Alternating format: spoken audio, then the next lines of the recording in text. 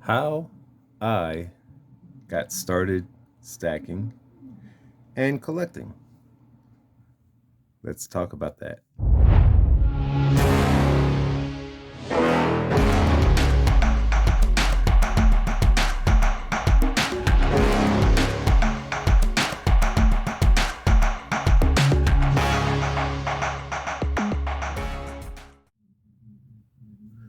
What is going on, everybody? Silver Scrounger here. And today I am talking about how I got started stacking and collecting. So let's start off with how I got started at the very beginning. I don't know if you know, but I am a board member for a nonprofit organization that does a lot of work with veterans, a lot of outdoor activities and things like that. And I happened to be at a gun show, and I was trying to help promote the nonprofit organization. And I think I might have had a raffle going on at the time or whatever, but they had me set up my table right next to a financial advisor, an actual professional financial advisor, which I am not. But so I'm sitting there and, we're doing our things and everything. And I just happened to strike up a conversation because I was into the stock market a little bit and I was into crypto a little bit. So I started talking with the guy that was sitting next to me, asking him some questions, see what he would be willing to talk about without it being a, you know, job or or requiring me to hire him for whatever. But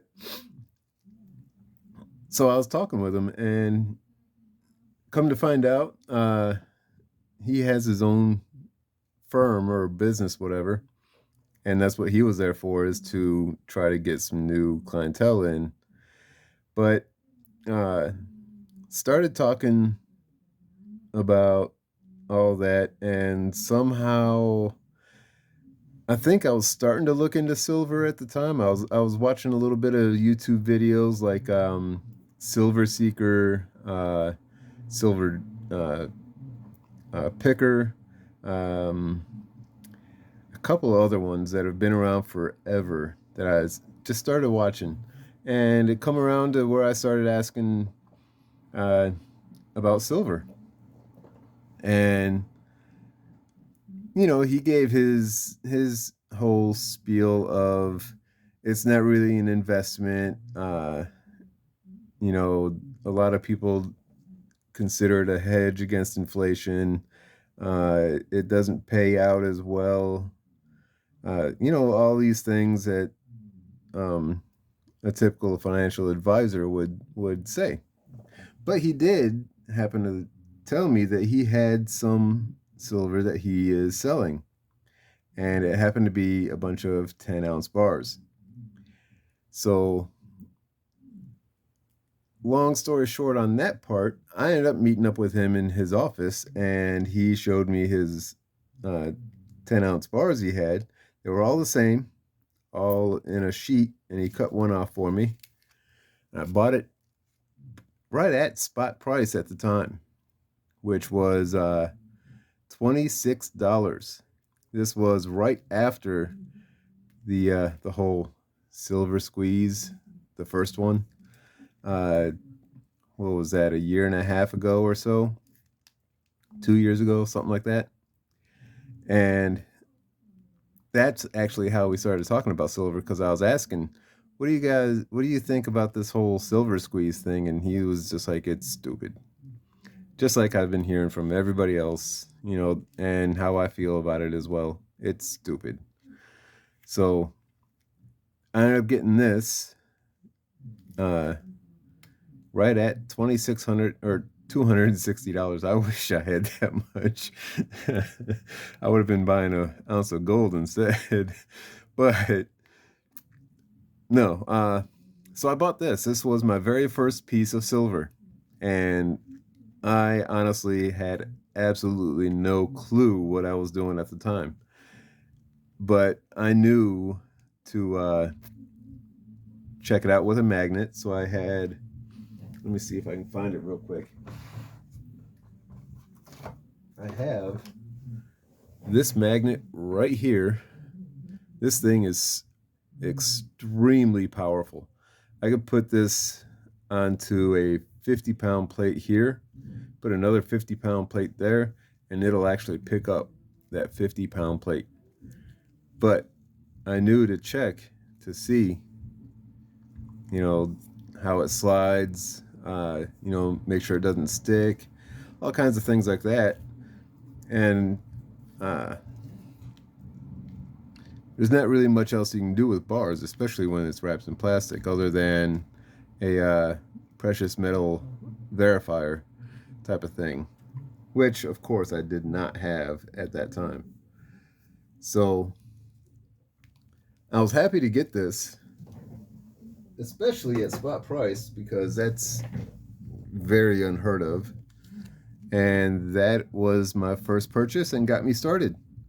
And what really drove me toward wanting to look at silver was the whole thing that was going on right at that time of when they did the silver squeeze, which is all of these stimulus checks starting to come out while we were in the pandemic, and how government was just spending, spending, spending, and I knew it was going to lead to what we're dealing with now, an inflationary period. Uh, Now, what they're calling a recession, but it's not a recession. Whatever. But I knew it was going to lead to, you know, some tougher times. So I wanted to get into silver. Now, from here, I started doing some other research, looking into what else I should be buying and whatnot. So I got some bars, the generic bars here, the normal old Atmex bars, got them secondhand at, $3 or $4 over spot. And then I looked at getting these Eagles here when the premiums were still decent. I haven't bought an Eagle in quite a while. But so I got some Eagles and even some Canadian Maple Leafs, all kinds of things. And then I started doing this YouTube thing. And I started doing the channel. I started talking about silver, talking about my journey as it started and where it's been progressing to and everything. Then I got into constitutional silver because I watched a lot of different videos, of course, and a lot of them were saying that it was the best buy at the time. So I started really looking into getting it. Well, as I was buying a bunch of constitutional, I started noticing that some of them, I know this isn't anything special, but it's just the condition of it that I wanted to show. Some of them started to look really, really nice condition. I got that one there. I know there's another diamond here that looks really good. This is just some of the stuff I have. I don't have it all in one location, so I just pulled out what I had here for the moment. But I started noticing a lot of stuff looked in a little bit better condition than others, which also led me to wondering, I wonder how much the older coins are worth.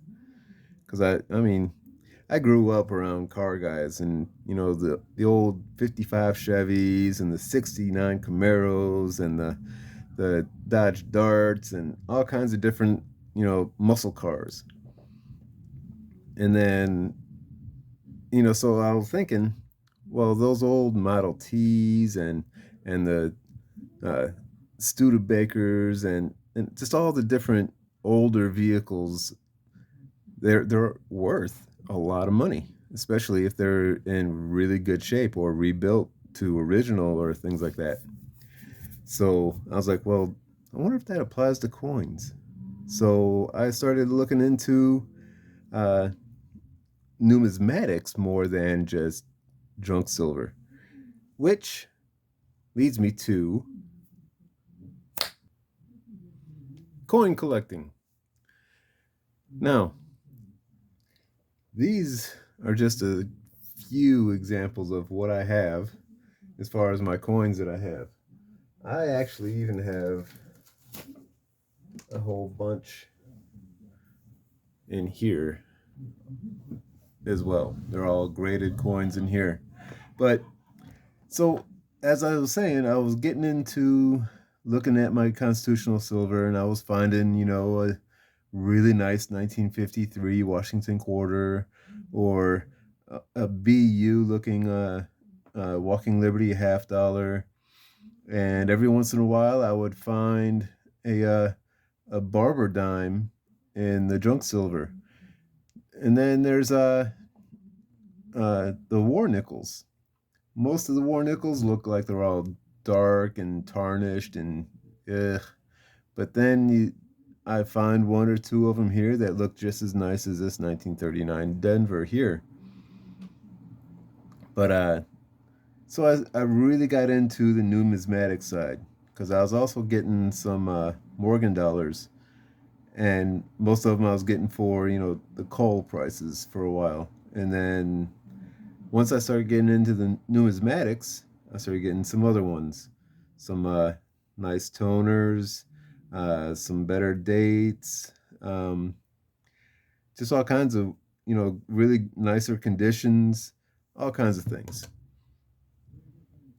and like the Mercury dimes as well. Now, some of these I bought specifically because I'm not thinking you're gonna find a BU 1916 Mercury dime in junk silver, but you never know. So I've been buying a lot of numismatic coins as well. I've been collecting a lot. Some of this stuff is for my own collection. Some of this stuff is available for discussion, I guess you could say.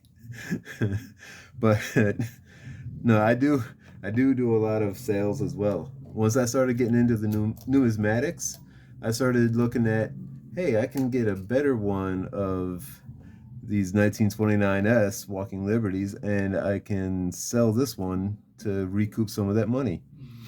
Or like this 1814 Cat Bust Half. It is a details coin from Damage. Someone put their initials in it. So I'm going to use this one to help me step up to a better condition one than that one. And it just so on and so on. So, I mean, I've got all kinds of different coins, everything from uh, graded MS 65 red Lincoln wheat cents to uh, Franklin $50 there. Let me see here. Oh, I love these. I've got a few sets of these MS 66 1943 steel cents. Those are pretty. I don't know why, but I definitely do love the war time coins, especially the ones that they made specifically to help with the war effort, such as the steel cent, because they needed the copper to help uh, with ammunitions or building ships for wiring and things like that. Same with the nickels, the war nickels. They started adding some silver in there and using the nickel for war effort things. So let me see here. What else? I got a whole lot of them. I got a lot of wheat cents. Oh, there we go. 2005 S or yeah, 2005 S silver dime. That's pretty cool. proof. And there we go. 1883 Morgan dollar. I'm looking at this one. I look at some of the ones I have down here, and I'm like, man, these might be better than those. Like this one here, I think this one might be a 64, because this one's a 63. But just looking at things like that, and then I love this one. I love this one. Look at the coloring on that one. But there you go. So I started out with that 1 10-ounce Year of the Snake silver bar, and it has grown quite a bit since then. Now, the reason why I started stacking was part of the reason what I already explained, how I knew everything was going crazy. I wanted something to put my money into that might help hedge against inflation, might help with personal savings, because I kind of suck at saving. If it goes into the bank, I'm probably going to end up spending it. So putting it into silver, I felt, was a better way for me to save money, because it's just a little bit harder for me to spend it. And then the coin collecting, it really opened up a whole new avenue to me as far as starting to get into the dealing. And I've been really working and pushing forward on learning as much as I can about different varieties, different types of errors, things like that. You know, learning what a true doubled die is, not a machine doubling. What kind of markers to look for on certain coins that are supposed to be doubled dies. In fact, I've got one that I recently picked up, and I love it. I'm waiting to get it to send off to NGC or PCGS. There's this 1942 Walking Liberty half dollar, but this one has a DDR on it. Let's see if I can get it to zoom in to show you a little bit. One of the things that you can see on it is, you see the little dot in between half and dollar? It's a little oblong, and that is one of the quick, easy tells. The other one for me is that O, the center of it, it looks more like a football. It's not circular. So there's a couple of quick tells that this is that FS801 DDR. And I'm just waiting to be able to get it sent in to have it authenticated and graded. I'm hoping, I don't think it's going to be a MS. I'm thinking it's going to be a mid to upper AU. So we'll see. But that's going to be a whole new step in my collecting and everything, is I have never submitted anything. I've got plenty of graded coins, but I've never submitted anything myself. So that's going to be a whole new learning curve for me. But that's pretty much everything I got. You guys can thank Silver Scorpion for this. He's the one who put out the challenge for the how do you get started stacking, or what started you to start stacking, or something like that. I'm going to leave a link to his video where he put out the challenge and how he explained how he started. And I'm going to leave that down below in the description so you guys can go check it out. So that's all I'm going to have for you this time. And until next time, this is Silver Scrounger saying thanks for watching and keep on stacking. I want to thank everyone for watching my video. It is greatly appreciated. If you enjoyed it, found it informative or entertaining, please hit that thumbs up button by liking the video. Also, comment on what you think about anything discussed. I'm always interested to hear other people's thoughts. Until next time, this is Silver Scrounger saying thanks for watching and keep on stacking.